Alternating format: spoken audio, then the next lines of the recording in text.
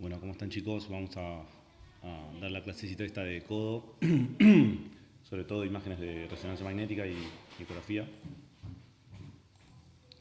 Bueno, vamos a empezar repasando la anatomía del codo. Es una articulación bisagra con tres articulaciones en una, cúbito humeral, radiohumeral y radiocubital.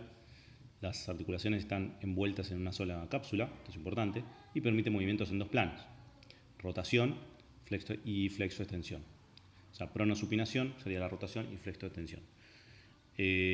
Así que bueno, es el asiento de una gran cantidad de patologías, una muy linda articulación. En la imagen de la placa de frente vamos a encontrar los dos espacios articulares y el volumen parcial con el olecranon, ¿sí? Y a su vez el epicóndilo, la epitróclea, la cúpula astragalina, la tuberosidad bicipital y una superposición de planos de la apófisis coronoides. En placa se puede evaluar las estructuras, como dije, evaluar fracturas, cambios degenerativos, tumores, obviamente, calcificaciones, y se puede hacer en bostezo, en ecografía. Vamos a evaluar sobre todo músculos y tendones, los tendones epicondilios y epitrocleares principalmente, también los ligamentos colaterales, los nervios, cubital y mediano radial, las bursas, el espacio articular y también el derrame articular.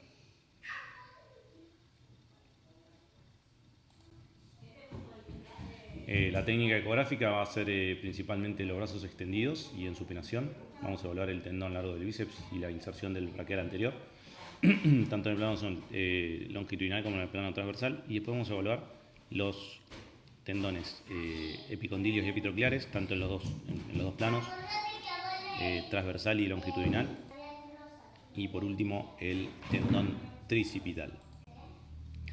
La tomografía computada, similar obviamente a la placa, vamos a evaluar las estructuras óseas. Esto es una fractura impactada de radio, cambios degenerativos, tumores, y nos permite la reconstrucción 3D.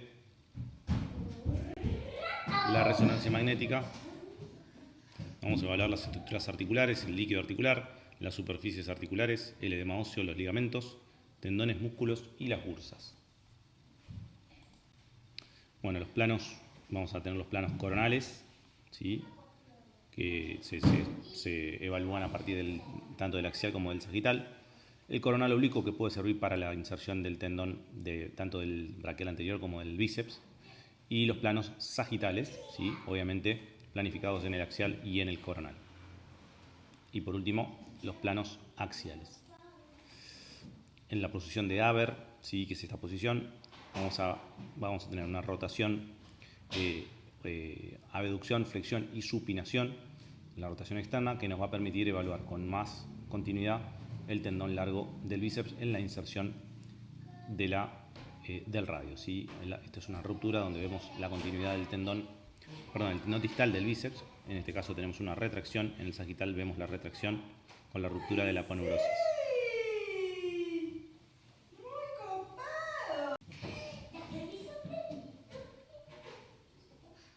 Las diferentes patologías, vamos a evaluar, como siempre, el plano de la patología inflamatoria, infecciosa, trauma, tumoral, neurovascular, metabólica, articular, sinovial, tendinosa, miotendinosa, vascular y nerviosa.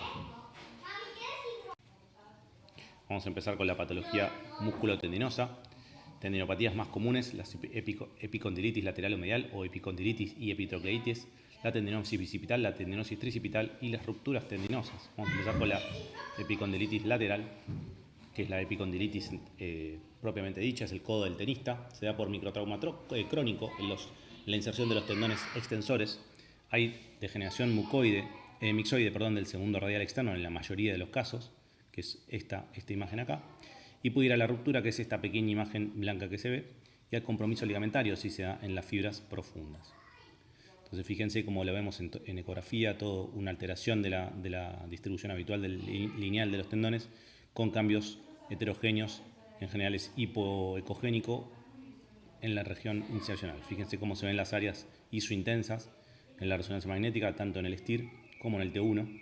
Acá vemos estos cambios. Este es un muy lindo ejemplo, donde vemos la alteración de los tendones. Estos son tendones normales y esto es la tendinosis insercional. A largo plazo puede haber rupturas tanto de planos superficiales, profundos o de ambos. Incluso puede afectar el ligamento colateral, como les dije. Fíjense, otro caso donde tenemos una ruptura de las fibras insercionales proximales superficiales que asientan en una tendinosis. Y acá tenemos bien la tendinosis bien marcada en el plano axial T1. La tendinosis epitroclear o la epitocleitis se le llama también codo de golfista, sobreuso de componentes flexores, en el otro eran los extensores, en este caso son los flexores pronadores, ese estrés crónico en valgo forzado, degeneración mixoide, como esa es la fisiopatología, y puede llevar a lesión proximal del ligamento colateral cubital, y el tendón profundo suele ser el más afectado. Fíjense en este caso, esto es normal, fíjense cómo se ve negrito y bien insertado, y acá tenemos toda la tendinosis bien marcada, un caso muy explícito. Lo mismo acá, fíjense, es un tendón normal, y esta es una tendinosis insercional de los tendones flexores del epitrócleo. La tendinosis bicipital esta es a veces difícil de evaluar por la posición en la que se mete entre los dos huesos a la tuberosidad bicipital del radio, el tendón bicipital. En general la ruptura la vemos bien porque es muy florido los hallazgos, habitualmente es distal como les dije, y se puede dar por microtrauma en hiperextensión. La ruptura puede ser parcial en este caso, fíjense que hay algunas fibras, y también puede haber otras patologías como tendinosis o bursitis. En este caso es una ruptura con leve avulsión del tendón. Y la ruptura completa, signo de Popeye, es cuando se retrotrae el tendón por desinserción completa. En este caso hay un factor que hay que evaluar, que es la aponeurosis superficial del bíceps, que es esta. Cuando esta aponeurosis está continua, el tendón se va a retrotraer hasta cierto punto.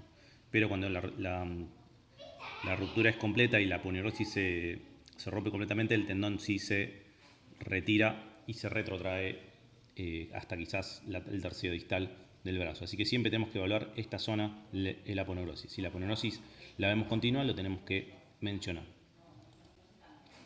Después tenemos la tendinopatía tricipital, también bastante común. El tríceps tiene 3 segmentos insercionales, un segmento insercional superficial, un segmento insercional profundo y un segmento insercional muscular. El músculo directamente de uno de los fascículos se inserta en el tendón. Tenemos que saber evaluar cada uno de los 3. La más común es la tendinosis de las fibras profundas, también las superficiales, y la ruptura parcial también está especificada. Una ruptura de espesor completo de los 3 componentes insercionales es mucho más raro. Bien, vamos a pasar a la patología ligamentaria, la inestabilidad del codo. Vamos a evaluar primero la estabilización cubital. El complejo colateral medial, hay elementos que nacen del inferior del cóndilo, como el as anterior, el as transverso, que no tiene ningún tipo de función, que es este, y el as posterior, ¿sí? Entonces, el as anterior es este es el borde cubital, el as transverso es este y el as posterior es este. Entonces, fíjense, los ligamentos, tanto el posterior como el anterior, normales, tenemos que ir de atrás para adelante en el corte coronal y en el axial también. Y acá tenemos una ruptura crónica, ¿sí?, del posterior y una ruptura crónica acá distal del anterior.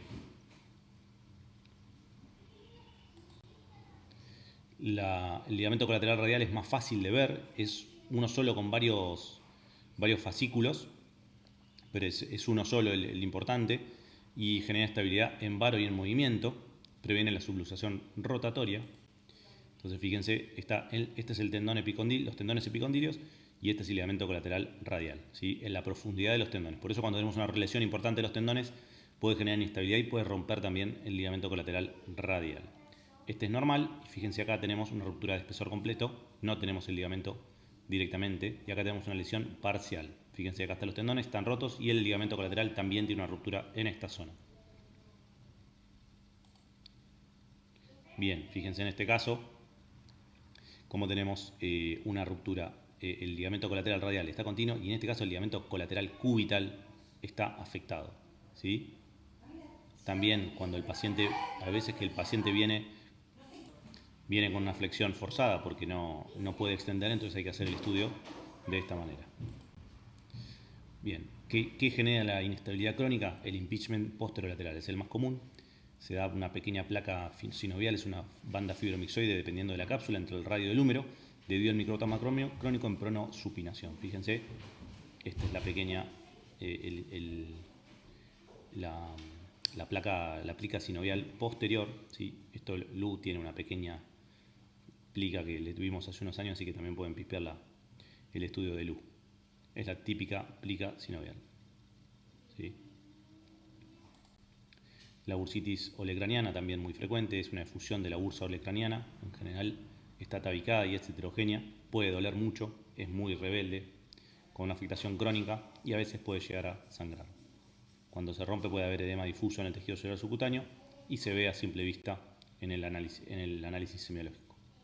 La osteoconditis disecante, que es el sobreuso articular, proceso reactivo subcondral, se da una lesión osteocondral y se rompe un fragmento libre en codos inestables.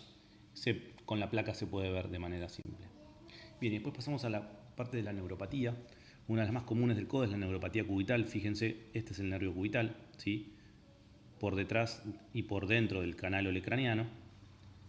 En este caso, este nervio está un poquito más ensanchado. Cuando vamos para arriba y para abajo podemos ver que el ensanchamiento del nervio es bien marcado. Fíjense cómo tenemos un nervio normal con los fascículos lineales levemente irregulares, y esta es una neuropatía. Fíjense el espesor del nervio y el cambio de la señal. Es multifactorial, en general se da por